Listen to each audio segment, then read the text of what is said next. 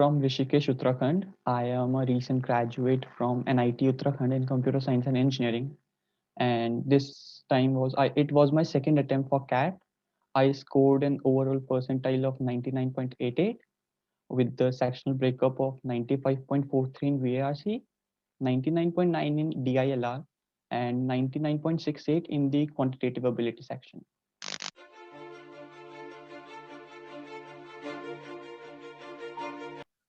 Uh, so in 2019, so I used to love the quantitative ability section.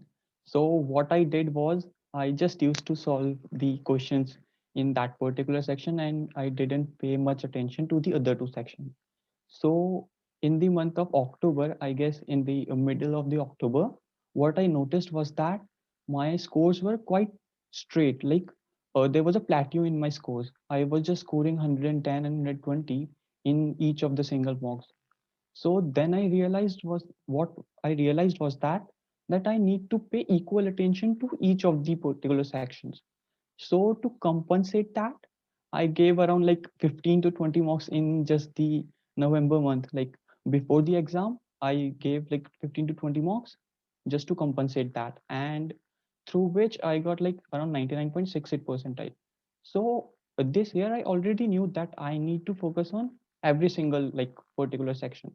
So what I did in the like I started preparing in the month of July, and every particular weekend I started giving a particular mock and I used to analyze that. So like as the pattern changed, I already knew that like the speed is going to be a crucial factor this year. So I started focusing more on my speed, as let's say in a DLI section. So last year, if you like waste 5 of a minute, so it doesn't matter a lot because it was 1/12 of the entire like time. But this year, if you miss like 5 minutes or you waste 5 minutes in a particular set, then you are gonna waste like 1/8, which is nearly like 50% more. So I basically decreased the mistakes in my calculations, and basically to sum up, like 70 to 80% of the entire preparation was basically based on the mocks, and that's what like I guess everybody does.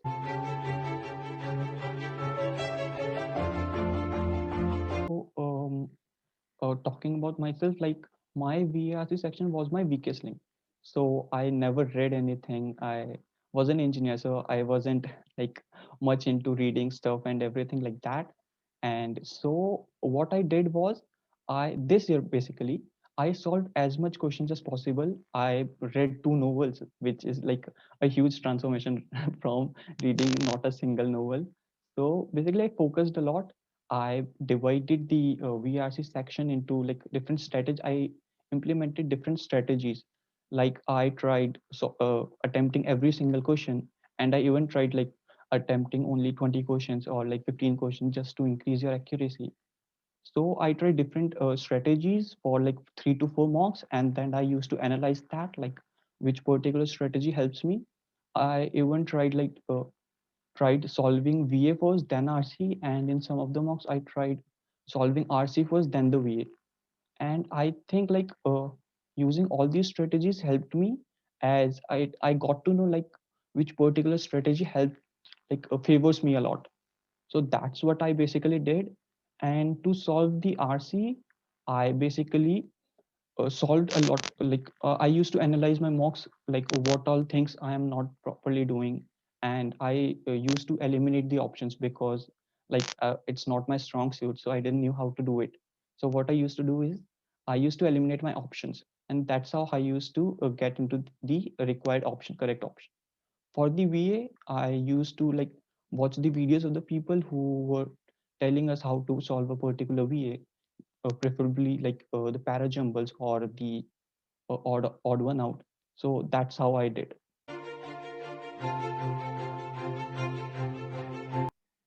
So initially, what I did was I cleared all my basics of the every single topic.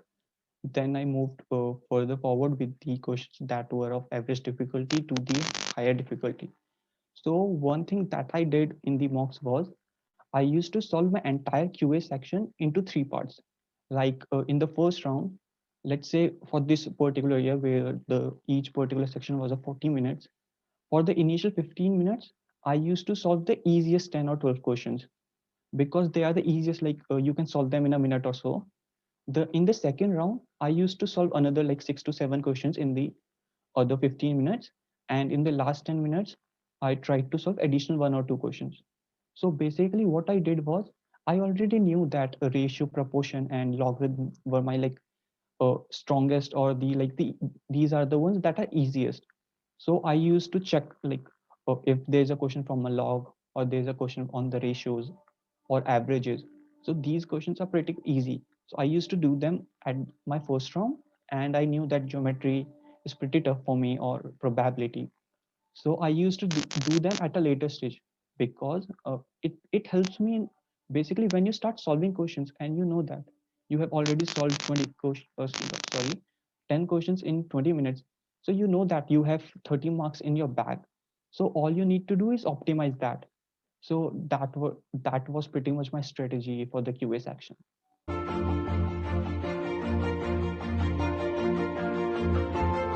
For the DILR section, what I did was I segregated the entire DILR section into 10 or 12 subsections. So as you have like checked, there are only 10 to 12 domains from where a particular DILR set can come. So there is a particular domain of games and tournaments.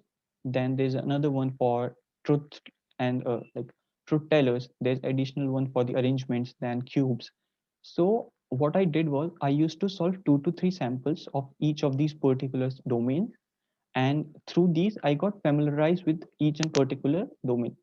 Then what I used to do was I already knew that truth tellers were pretty easy. Then cubes were pretty easy. Then games and tournaments were pretty easy. Then arrangements, if like it has 2 to 3 or 3 to 4 variables, that's pretty easy. But it gets pretty tough if it has 5 or more than 5 variables. So while solving the questions, I used to check like whether this particular arrangement has 5 variables or not. So in DILR section, set selection becomes the most important thing. Like excluding 2 or 3 students, I don't think anyone can solve like all the questions in the stipulated time frame. So what you can do is at the initial level, you can start like you can set a target that you need, which you will solve 3 sets in the 40 minutes time frame. And as the time progresses, or as you start preparing more, you can increase the 3 sets to 3.5, 4, 4.5, or 5. So this is the similar strategy that I used, and I think it's DLR is mostly about the set selection only. So if you are able to select a particular set and you are able to solve it, even if in like let's say 7 to 8 minutes, I think you'll it's pretty easy to fetch a 99 plus percentile in the DLR section.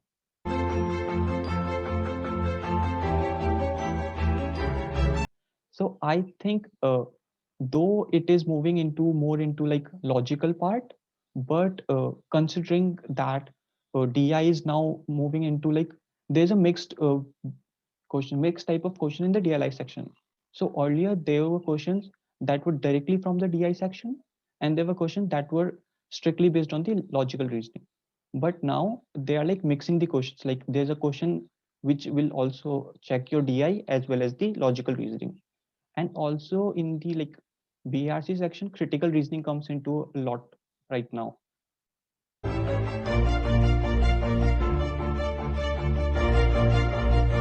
uh, there are couple of things that needs to be considered.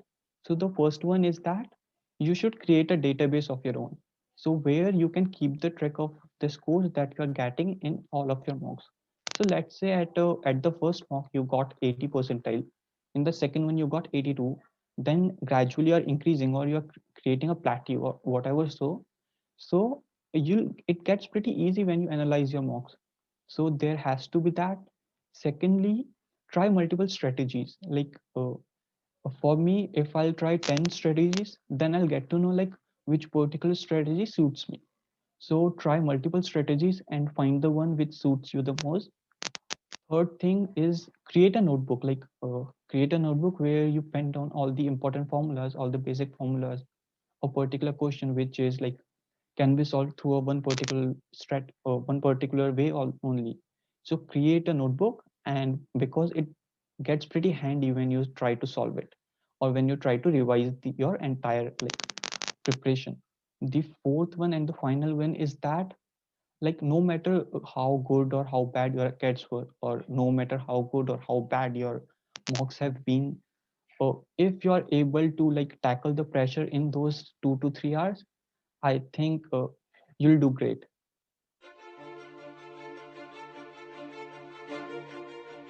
So this year, as I'm currently working, so I didn't had much of a time. While so talking about the last year, as I was at my college, so what I used to do was I used to go to watch a movie in the weekends, or I used to go out for having a dinner or something.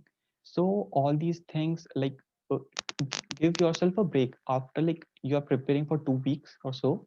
Give a break to yourself, go out, watch a movie, or do anything that you love, and that's how you basically release all your pressure. So what I did last year was that, like, I was preparing very hard in the month of November. So in the last 2 weeks or a week, I didn't prepare. I didn't give a single mock. I went out 3 days straight to watch a movie and to like enjoy myself. Like this was like 21st, 27th, 23rd, and 24th was the exam. So that's what I did. So you can like do similar things just to release your pressure. Like if you're preparing for 2 months straight, then definitely your mind will get tired and it will be pretty tough for you to basically perform better at the exam.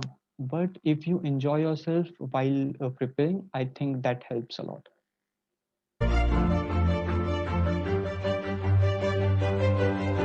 In a world where education is converting into a very capitalist model, I think EduShastra is giving us personalized education at a very pretty reasonable rate. And I think like they are bridging the gap between the underprivileged section and like providing them quality education at a very pretty cheap rate. So I think it's a very noble cause what they are like doing, and I wish them all the best.